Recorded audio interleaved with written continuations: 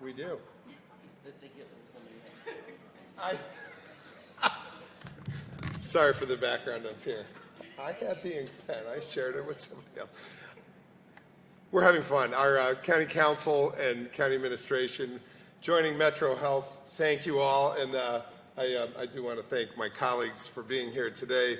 I'm Chris Ronayne. I'm Cuyahoga County Executive, and I did, despite our fun banter in the background here, I do want to welcome the Vice President of Council, Cheryl Stevens, and also Yvonne Conwell, Councilwoman Yvonne Conwell, Councilwoman Meredith Turner, and I saw Councilman Dale Miller and Councilman Pat Kelly, if I forgot anybody or missed anybody from our county staff that's here. And we are delighted to be hosted by Erica.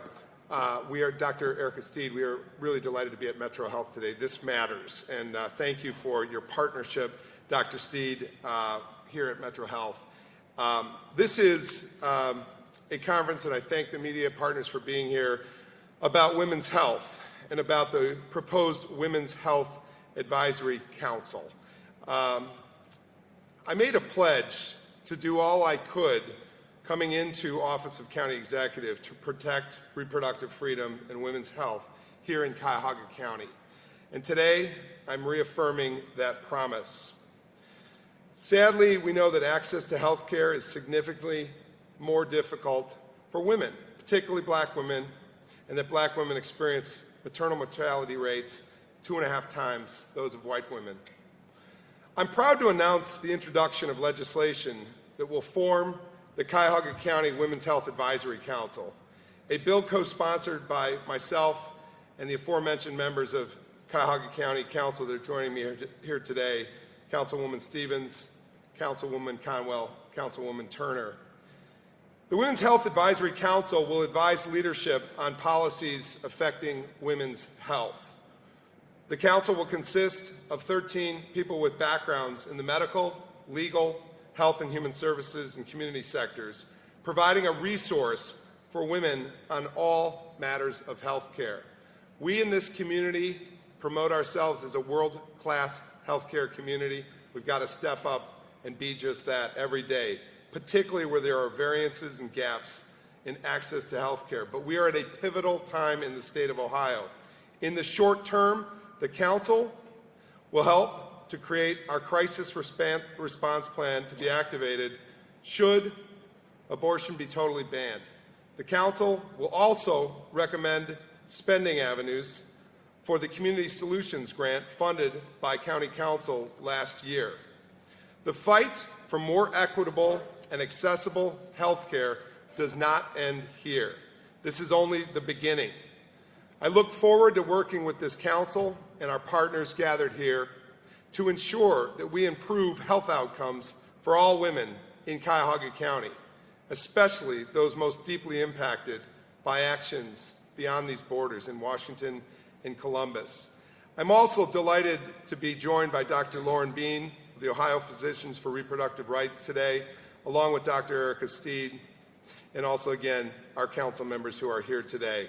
I believe now I'm going to give the mic to Vice President of County Council, Cheryl Stevens, and we'll be back at the end of this program for your questions.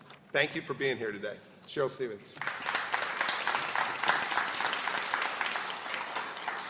Good morning. I'm delighted to be in front of you today with two new allies, Erica because she just moved to town, and Lauren, who has been a steadfast ally and friend over the last 2 years as we campaigned for more and better reproductive rights in Ohio.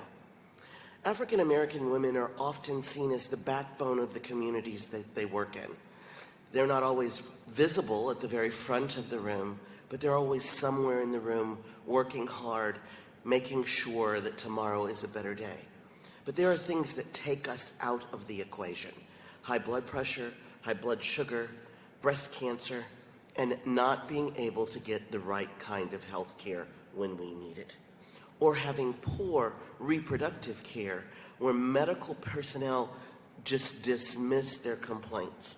Today, the triad of entities here are going to support understanding and learning better about what our health care issues are, whether we're black or white, listening better, and giving guidance at sometimes low cost in how to maintain your health better.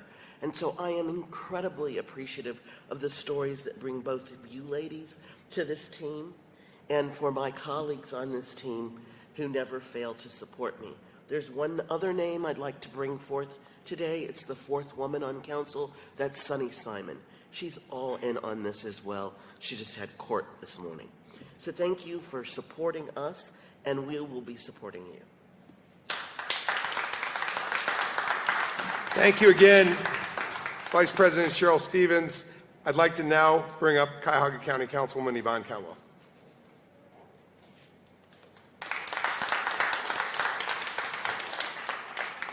Good morning, everyone. Good morning. All right, it was a little bit of traffic for me getting here this morning. I thought everyone should have been at work by 9:30 when I left, but freeway is backed up. So it is, thank you again for having me here today. This advisory council is a necessity for the health and well-being of the women here in Cuyahoga County, women who have given so much to this community, women who start their own businesses, who raise families, who lead in elected office. They are all vulnerable to the success and prosperity of this country and this county. These women who give so much are often left behind, as you heard from my two colleagues, when it comes to adequate health care. And with some of the best health care in this community right in our own backyards, that's pretty shameful. Health transcends beyond just physical health. Health is also emotional health, financial health, reproductive health, mental health, the list goes on. This work has been one of my passions for many years now. Back in 2014, a few years after the new form of government was enacted, I worked to create a commission on women's affairs to tackle much of the work that the Women's Health Advisory Council aims to achieve today. The framework for the Commission of Women's Affairs was to help meet the needs confronting women in Cuyahoga County through its equity lens. And while I believe we've made great progress with women's equality, we still face considerable challenges when it comes to health care and reproductive rights. Because a woman's health care does not just end when she leaves the doctor's office, women's health affects her career, her family, and her opportunities. And with more new mothers in the workforce last year than in any other year, access to quality health care has never been more important.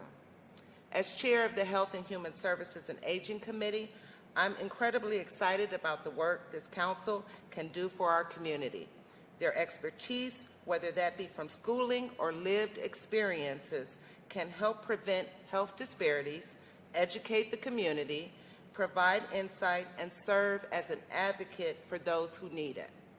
This council will require dedication, perseverance, and a collective vision for a healthier, more equitable future for all of us.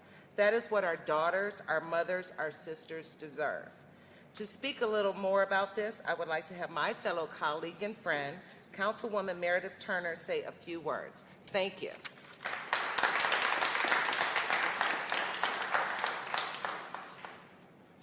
So good morning. The executive and I are used to working together, so in front of everyone, I want to give him his pin back. Thank you. To your leadership, to the board, to the executive, to my colleagues who allow me to sit in between them. I have the best job sitting in between these two amazing public servants. Thank you, Councilwoman Conwell. I echo your sentiment about the value this council will bring for the women of our community, and I am proud to be a co-sponsor of this legislation along with my colleagues, with many of my colleagues, some who are here today in the back as well. The United States of America is the most dangerous developed nation for a woman to be pregnant. And to be clear, I am not pregnant. This is a fibroideous stomach. It's full of fibroids. And we further zoom into Cuyahoga County, we see that Cleveland was dead last in rankings by Bloomberg City Lab for overall outcomes and the second worst city for health outcomes for Black women. When Bethany and Chi-Chi read this statistic, they invited women to share their personal stories through their nonprofit, Enlightened Solutions. One of the most alarming things they found in their survey was that more than 30% of Black women interviewed said they had healthcare providers refuse to provide treatment. Unfortunately, I am one of those women. For many years, I suffered unknowingly from uterine fibroids. The pain was unbearable and prevented me from living my life fully. I had a myriad of difficult experiences with healthcare providers as I tried to get diagnosed, some who told me I was overreacting and that the pain was not that serious. And once I was diagnosed, rather than helping me come up with techniques for pain management, they gleefully suggested getting a hysterectomy. No one can truly feel your pain but you. So when the word care is removed from healthcare, when did that happen? When did it become okay to disregard and ignore a woman of color's pain and experience, any woman, but in particular women of color? Experiences like mine permeate the healthcare system. They are the reason women of color suffer in silence, forgoing the medical attention they rightfully deserve. I share this today to remind women in Cuyahoga County that you are not alone and that Cuyahoga County has your back. Because we stand by a leaders who understand the battle our women are facing and want to walk together with us towards solutions. Executive Ronaine, I want to thank you for your visionary leadership. You are doing what it takes to keep women's health care and reproductive rights at the forefront of the conversation here in Cuyahoga County. And we now have an opportunity to work together so that health care, again, can mean just that, care. Thank you. Thank you, Councilwoman Turner, and for sharing your personal story. It is now my honor to bring up Dr. Lauren Bean of the Ohio Physicians for Reproductive Rights. Now, we have been hearing and learning a lot more about your organization post last June and the Dobbs decision, and I've always said as a policymaker, my role is to listen and to lead as a listener leader, and listening to you, I've learned a lot. So please join us at the podium, Lauren Bean, Dr. Lauren Bean.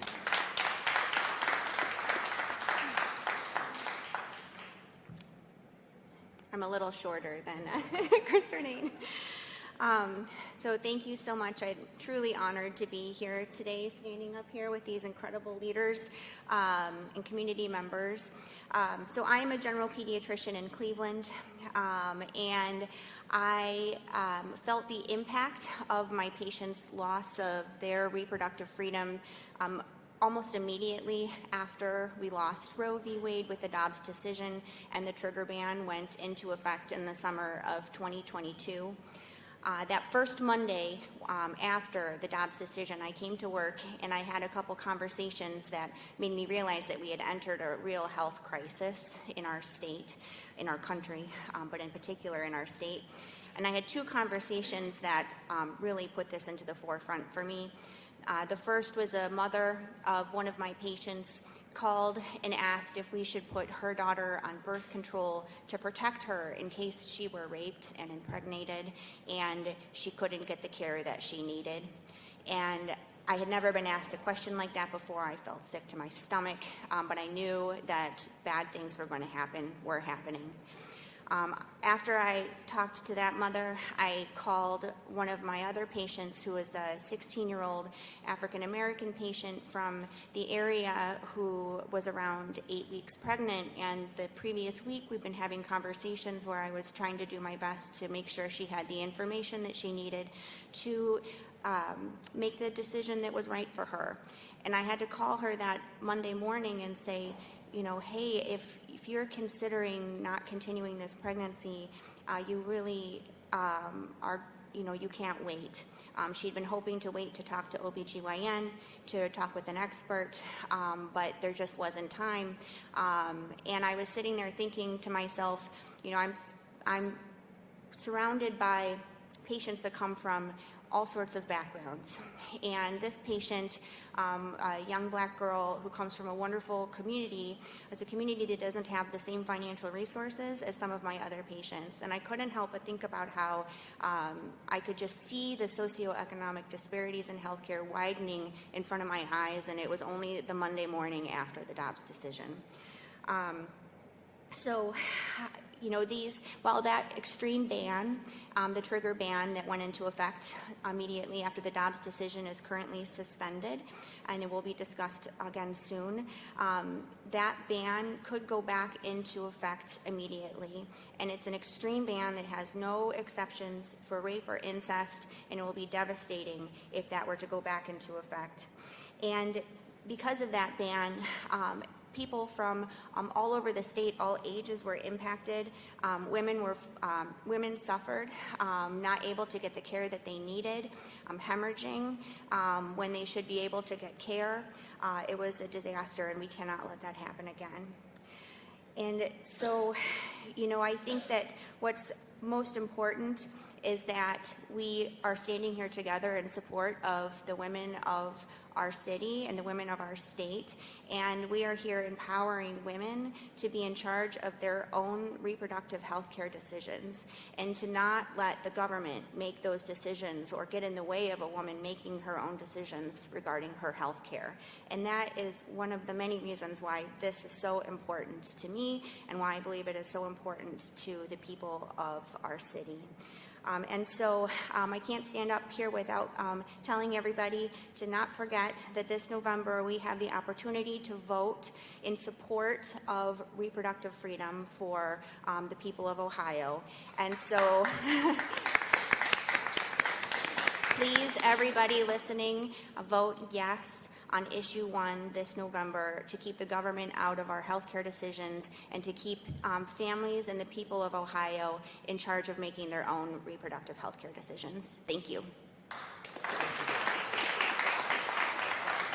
Thank you for your work, your tireless work, Dr. Mina. We know that has amped up quite a bit in this last year and a half.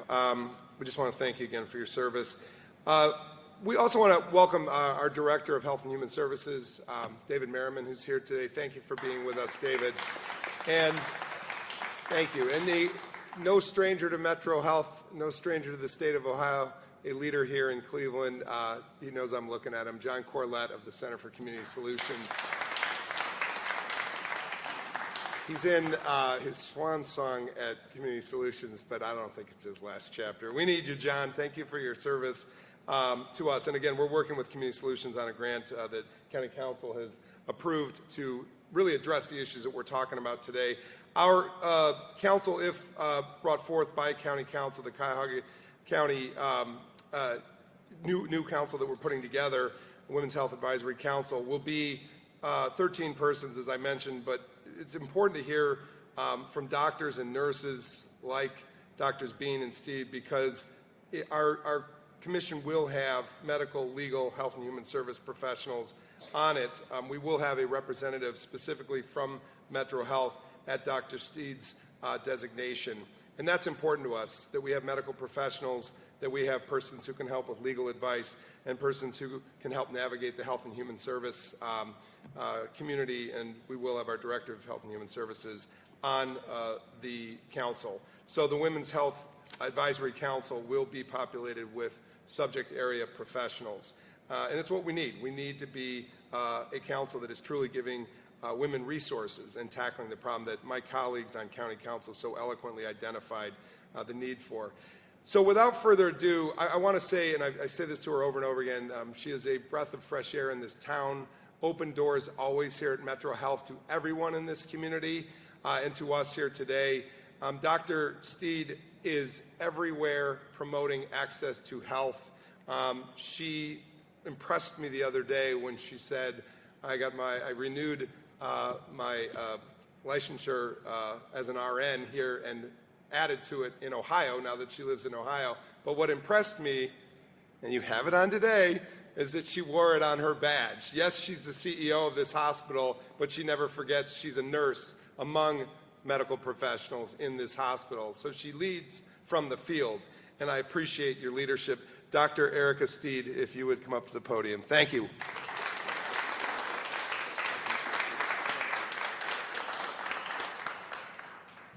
So thank you so much. I am so overjoyed and I'm so excited and just over the moon about this initiative. So thank you so much, County Executive Chris Ronayne. Thank you so much to the councilwomen who have spoke before me. Thank you so much to Dr. Bean. And thank you so much for inviting me to serve on this vital council and for announcing this initiative to improve the health and the wealth of our communities by first really focusing and prioritizing on the health and the wealth of our great women in these communities. So women's health and women's health equity are absolutely my passion. Unfortunately, and I've shared my story over and over again, and I've opened my heart and I've opened my vulnerabilities out to this community for a reason, to really share where my passion is really coming from. Unfortunately, I had a front row seat view to what happens to so many women, especially women of color, who encounter the unfairness and the injustice of America's healthcare system. And I've been steadfast on saying very specifically that although I come from 4 generations of nursing, America's healthcare system is fundamentally broken. And it's time for radicalization, it's time for transformation, it's time for change. I had a front row seat, very powerless to do anything, as I watched my mother. When I was only 23 years old and she was 46, she was robbed from me. When I watched both of my grandmothers too soon in their lives robbed from me. And just less than 2 years ago, my baby sister, before her 40th birthday, was also robbed from me. I watched on the front row seat view those loved ones in my life endure misdiagnosis, mistreatment, delayed care, delayed information being shared, and most certainly I watched and observed the tragedy of being dismissed. I watched them as early requests for life-saving screenings, a mammogram, a basic mammogram. I watched as my baby sister at 36 years old, she got turned away and lost her voice. She became muted. And this is why I'm so passionate about unmuting the muted, giving a voice to the voiceless, and providing a seat at the table for those of us who have been excluded. I watched as their voices were not heard. I watched as their concerns were not addressed. I watched as their pain was not treated, which has become a daily pain that I have to relive over and over again. So I know what happens when women, especially women of color, are not heard. And I can tell you very loudly and clearly, I'm a 2-time survivor of preeclampsia. I'm a 2-time survivor. I know what it feels like firsthand to knock on death's door. I survived twice, and now finally I understand why I was brought back. It is long past the time for us to be watching, powerless, as this tragedy continues. I was called to Cuyahoga County, this beautiful community, deep with history and full of some of the warmest, kindest, most helpful people I've ever met.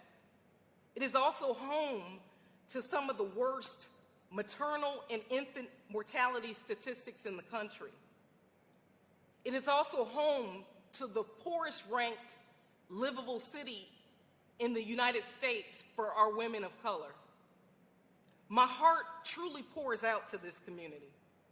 My heart shattered when I saw these statistics, and this is what brought me from Chicago. But I was and I remain undaunted by this challenge because this is not just a job to me. It is a mission, it is a calling, it is my life's purpose. And I've made it one of my top priorities at Metro Health, and we will work tirelessly with anyone who will help us to close the death gap and make health equity the new reality for Cuyahoga County. This is why I'm so proud, and I'm jumping through the rooftops, and I truly feel like I'm giving birth next week on September 30th. This is why we're hosting the inaugural, the first in this community, Multicultural Women's Health Fair and Empowerment Expo on this Saturday from 11 a.m. to 4:30 p.m. at the Huntington Convention Center for a full day of screenings and discussion and inspiration and empowerment and education. This day is time for women in this community to take the reins and take their power back. We'll have sessions about pregnancy, menopause, breast health, heart health, women's cancer, anxiety, depression, and so much more. There will be screenings of the documentaries Below the Belt, executive produced by Hillary Clinton, and the documentary by IdeaStream Public Media's Black Women, Our Hope, Health, and Healing, produced by our very own Betty Halliburton, followed by panel discussions around healthcare disparities and a specific focus on eradicating them. On the empowerment side of the program, we'll talk about communication, personal development, professional development, entrepreneurism, finance, and job fairs that will offer you a job on the spot to employ you, to lift you up out of poverty in our communities. We'll hear from political leaders, including our very own Councilwoman Turner and others, about what public policies can enhance the health of our women. So please, please, please join us and bring all the women in your life. No one is gonna be left out of this event. And we've pulled out all the stops. So bring your mothers, your sisters, your daughters, your aunts, your friends, your tias, your abuelas. The importance of these issues is why I look forward to working with this council directly, and certainly with Chris Ronayne, as we collaborate on ways to educate the public about health in its broadest definition, to make available preventative care for people, to be able to catch problems before it's too late, and make sure that every single person has a chance to be heard and live a fulfilling, healthy life. And again, I've been steadfast from ground zero in saying, yes, I run Metro Health, a hospital and health delivery system, but it's my personal goal to treat this entire community as the patient and keep you well and far away from this hospital. A symptom of healthcare inequity and healthcare access and disparity is an overpopulace of our emergency departments. I was heartbroken also when I visited the county jail and I saw that the makeup of those incarcerated behind bars makes up 65 to 70% of those who should not be incarcerated. Those are individuals suffering from the wounds that we can't physically see. They're being tormented and losing their lives from mental health and addiction issues. And that we must change as well, so it goes above and beyond maternal health. So momentum begins with a moment, and it is our moment, women, in our community. It is time for us to turn Cuyahoga County as it is, as Cuyahoga County as it should be. So thank you so much, and I'm so over the moon about this. This is very exciting. So thank you.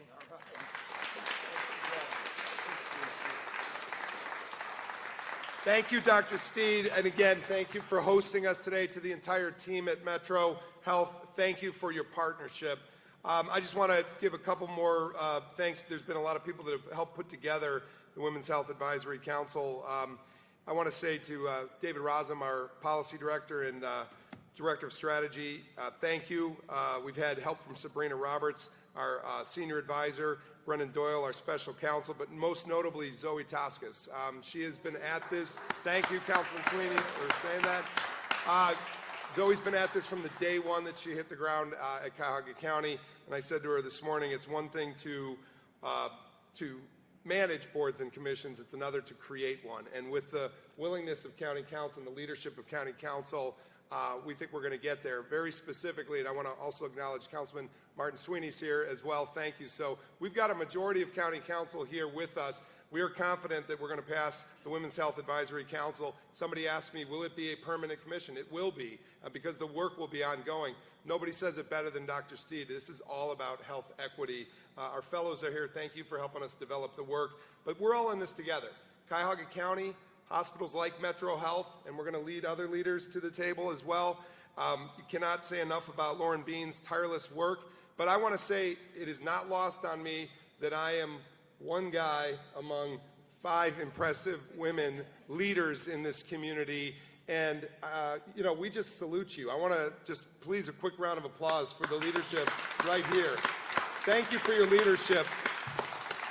It is a truth in this community that the 3 women right to my left, they represent, along with our council president, they represent the hardest hit communities economically in our county. They represent those with the largest variances in health access and equity. And they every day are tirelessly working to make connections for their residents.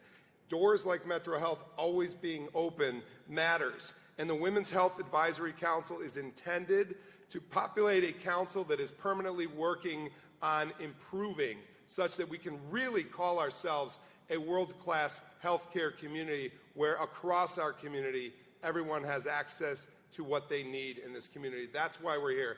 I'm looking at a rows of partners in the field, and I just want to thank you.